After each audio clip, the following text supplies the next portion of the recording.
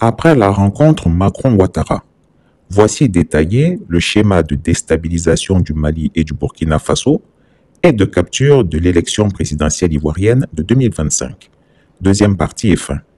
Le deuxième volet s'articule autour de la CEDEAO. Dans la tête du despote ivoirien, il y a un deadline, une date butoir. Avec ses complices obligés de la CEDEAO et premier chef Umaro Sissoko Embalo, qui perd goulûment dans sa main, il va attendre tranquillement que les dates indiquées par la CEDEAO pour transférer le pouvoir aux civils dans ces pays arrivent à échéance pour mettre en marche sa machine. Il va exiger le strict respect, pas un jour de plus, du calendrier électoral dans ces pays et le retour à un ordre constitutionnel au mépris de la lutte contre le terrorisme, qui pourtant est la priorité des priorités pour les pays comme le Mali et le Burkina Faso, en proie à une guerre multiforme qui leur est livrée par les djihadistes. Pour lui et pour la CEDEAO, mettre fin aux activités macabres des groupes armés n'est pas le plus important. Seul importe l'arrivée au pouvoir de politiciens fantoches qui seront à la solde de Paris et qui seraient les fidèles exécutants des diktats de la métropole.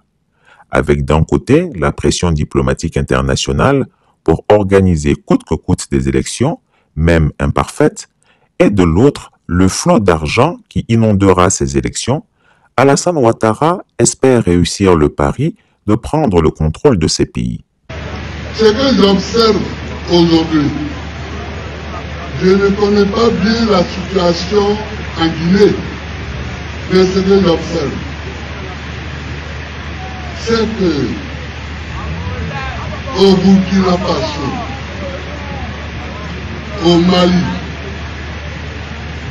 les jeunes gens qui ont fait le coup d'État sont soutenus par la population. Pourquoi?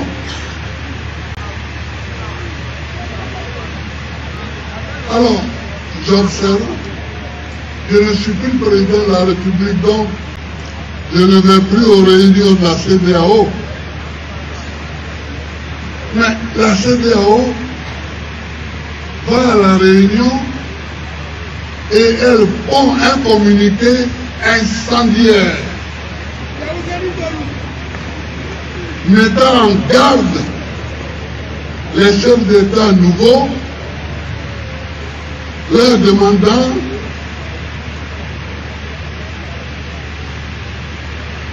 de faire des élections, sinon.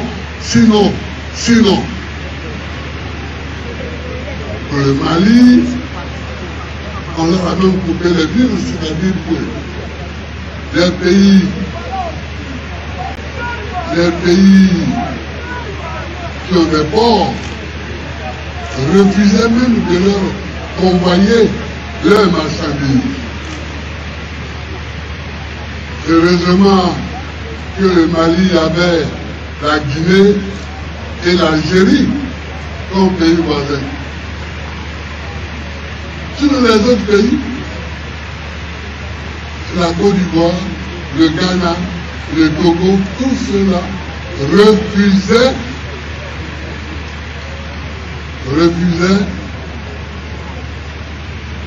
de livrer des marchandises au Mali. Je pense que ce n'est pas une bonne chose. Il faut regarder pourquoi il y a un coup d'État et pourquoi les jeunes gens applaudissent ce coup d'État. C'est ça qu'il faut regarder.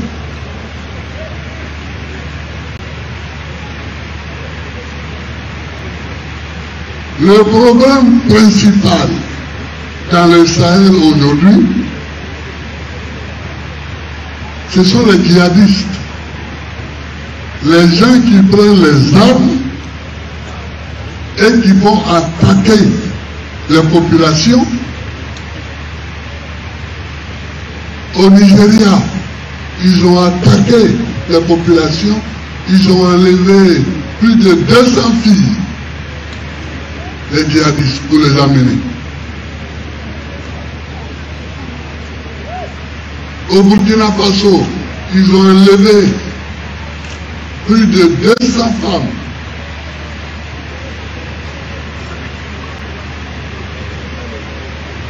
Et c'est pour lutter contre ces djihadistes que les peuples poussent les jeunes militaires à prendre le pouvoir, qu'ils prennent le pouvoir et qu'ils sont acclamés par le peuple. Mais enfin, Ibrahim Traoré au Burkina Faso,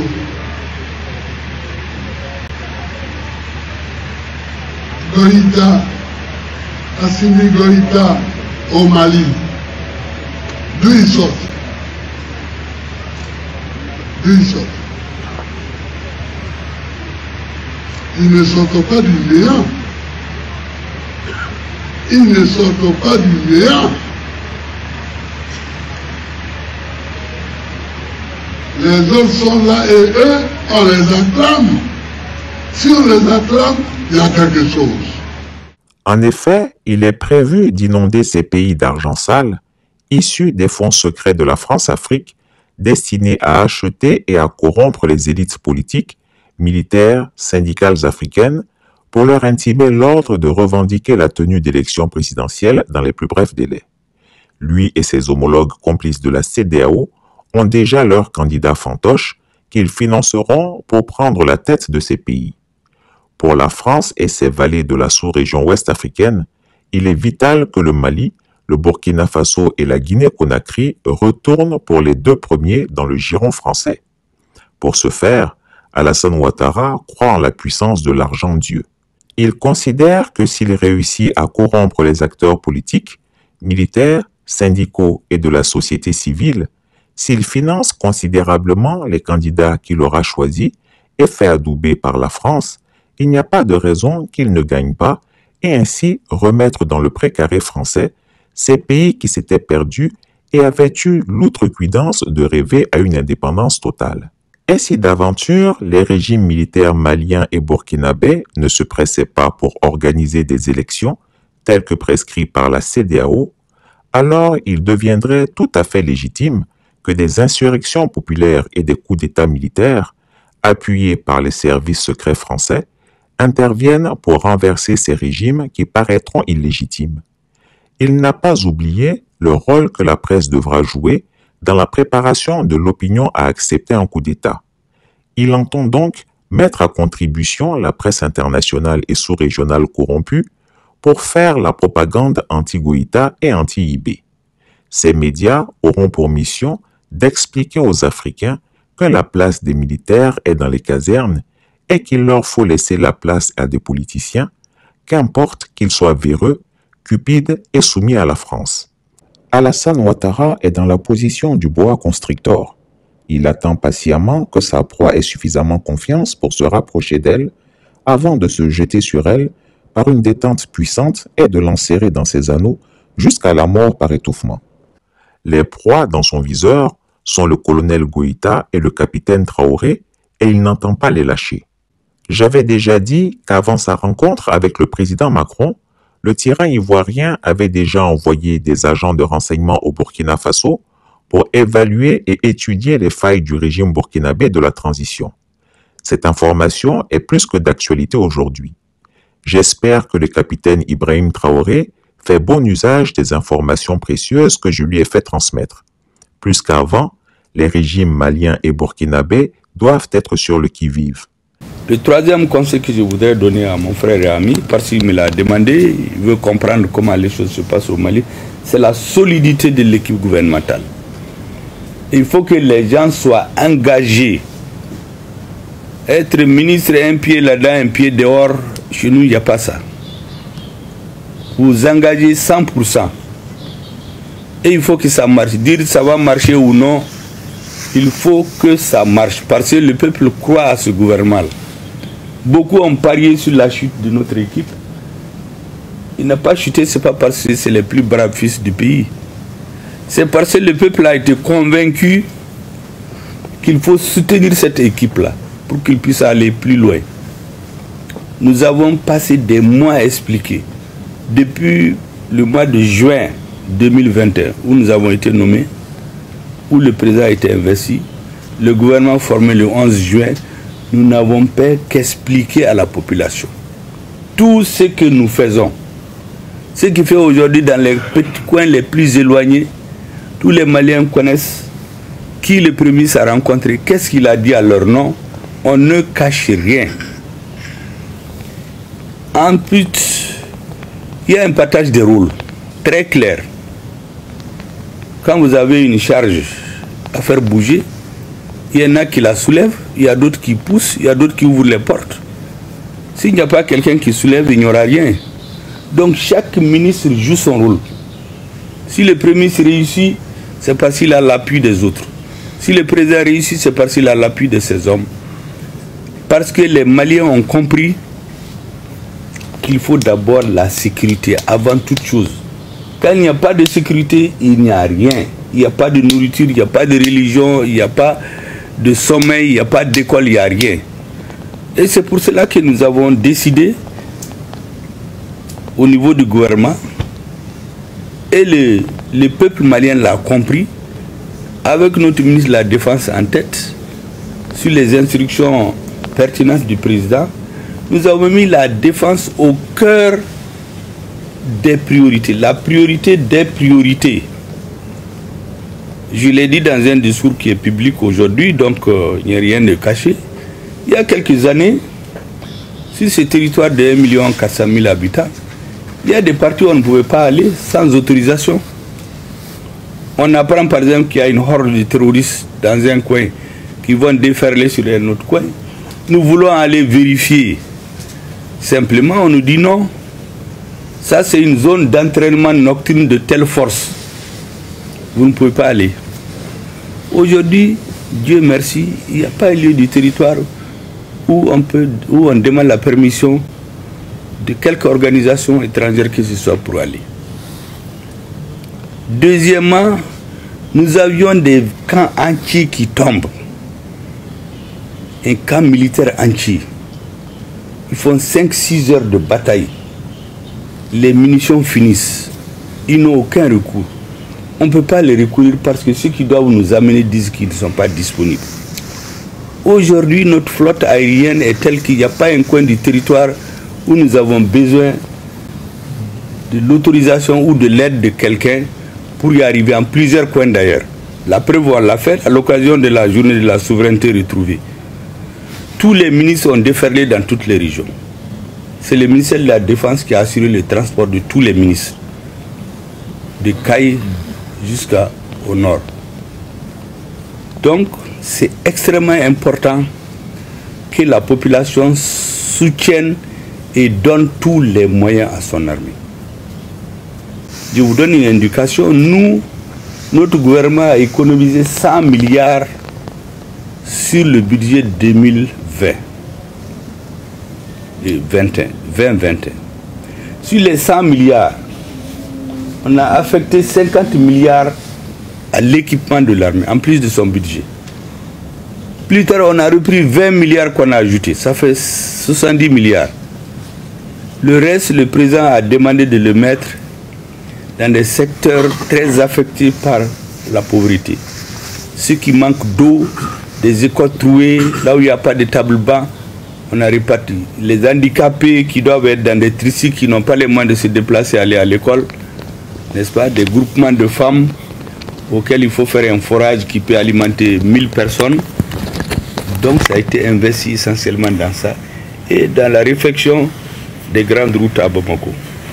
J'ai fait tout ce développement pour que les autres membres de la délégation du Premier ministre comprennent, parce qu'on revient sur tout ça, parce que cette mission, elle doit être instructive. Comme nous aussi, quand nous irons au Burkina, nous allons poser des questions, sinon on les poserait dès aujourd'hui. Comment vous faites? Nous, on vous dit comment on fait. L'unité au sommet de l'État, la cohésion du gouvernement, le soutien inconditionnel de la population qui a accepté tous les sacrifices cette année et le fait qu'il y ait des priorités. Notre pays doit être sécurisé et nous savons très bien que la force armée seule ne suffit pas. Deuxièmement, tant que nos voisins ne sont pas sécurisés, on a beau sécuriser notre pays, ce n'est pas possible. Et c'est pourquoi nous sommes très heureux de coopérer avec nos amis du Burkina pour mettre fin, parce que le défi numéro 1 de notre gouvernement, c'est l'insécurité. Et parallèlement, nous préparons le processus électoral que les citoyens doivent porter en grande confiance. Sans la confiance du peuple, on ne peut rien faire. Voilà ce que je voulais vous dire et vous remercier d'être venus, vous renseigner sur ce qui se passe chez nous. Et nous aussi, le moment venu, à une opportunité que le président aura décidé, nos ministres iront au Burkina. D'ailleurs, bientôt, je crois, le ministre des Affaires étrangères va aller pour discuter avec nos partenaires et nos autres amis qui sont dans la même logique que le Mali, pour que l'Afrique, enfin, puisse se tenir debout et parler d'une même voix. Parce que territorialement et surtout en termes d'activité économique et le nombre de la population, ça ne permet pas de rayonner dans tout le monde. Mais quand on est ensemble, là, on est très fort. Au Mali, on est déjà 20 millions. Au Burkina, ça doit être environ 22 millions. Au Mali, d'ailleurs, je crois 20, on dit 20, mais je suis sûr que si on compte, on va aller à 25. Donc déjà, ça fait près de 45 millions. Si on ajoute un pays qui sort sur la mer, ça va nous faire déjà les 70 millions, 80 millions. Avec l'activité économique, les ressources qu'il y a dans nos pays, on peut amorcer un décollage direct avec des dirigeants déterminés qui n'ont d'autres soucis que la réussite de leur population. Parce que les peuples comptent beaucoup. En tout cas, mon frère, merci beaucoup. Et c'est avec beaucoup de plaisir qu'on vous a accueillis. Et c'est avec beaucoup de plaisir que les ministres des Affaires étrangères, avec le président certainement, ils vont nous annoncer que bientôt votre ambassadeur sera là. Et le ministre des Affaires étrangères m'a dit que les lettres de créance ont déjà été acceptées. Donc le reste, c'est une question de date pour que le premier conseiller ne se perde plus dans la ville de Bamako. Parce qu'il est venu aussi récemment, il ne connaît pas bien la ville. Voilà ce que je voulais vous dire, monsieur. Et la grande commission mixte Mali-Burkina, il faut qu'on la réveille. Parce que la prochaine réunion, vous allez convenir où elle va se tenir, au Burkina ou au Mali. Mais c'est nécessaire, c'est ce que les peuples attendent. Ça doit être au Mali. Ah, le ministre me dit c'est au Mali, c'est une très bonne chose. En tout cas, les peuples ont donné le signal. C'est aux dirigeants maintenant de concrétiser ce signal-là. Merci beaucoup, monsieur. Quant aux Ivoiriens, ils doivent savoir que la chape de plomb qui est sur eux ne sera pas levée de sitôt. Elle va même s'alourdir encore plus dans les mois à venir. Le despote super menteur veut organiser des élections locales qui doivent à tout prix asseoir la suprématie pleine et entière de son parti, le RHDP, sur tout le territoire ivoirien. Toutes les ressources de la technologie et de la fraude seront utilisées pour que chaque localité de Côte d'Ivoire soit gouvernée par un maire ou un sénateur RHDP. Le contrôle des mairies et de leur registre d'état civil sera la première étape de la conquête pour son 4e mandat. Ensuite, le moment venu, il écartera les candidatures gênantes de Laurent Gbagbo, éliminées d'avance par une condamnation pénale non amnistiée, et au besoin de Henri Konan Bédié, qui est sous le coup d'une inculpation pour les événements d'octobre 2020 pour s'assurer de sa réélection paisible en 2025. L'armée et des milices seront constituées et mieux équipées pour affronter la colère des populations et ainsi pérenniser la capture du pouvoir d'État par le clan Ouattara. Ces élections locales, ou la présidentielle de 2025, seront toutes sans exception reconnues par la France, suivies des pays de l'Union européenne. Tel est le vaste programme que le despote des lagunes a soigneusement concocté pour le plus grand malheur des Ivoiriens impuissants et d'une opposition incapable de se constituer en une force capable de résister à la tyrannie, tant elle est minée par des querelles intestines vivaces, immanquablement suscitées. Peuple de Côte d'Ivoire, Alassane Gaspard Dieudonné Ouattara alias Chameau vous réserve des années de braise dictatoriale, mais l'homme propose et Dieu dispose. Chris Yapi ne ment pas. Retrouvez Chris Yapi sur ses 2 chaînes YouTube, sa chaîne Dailymotion, Instagram et VK.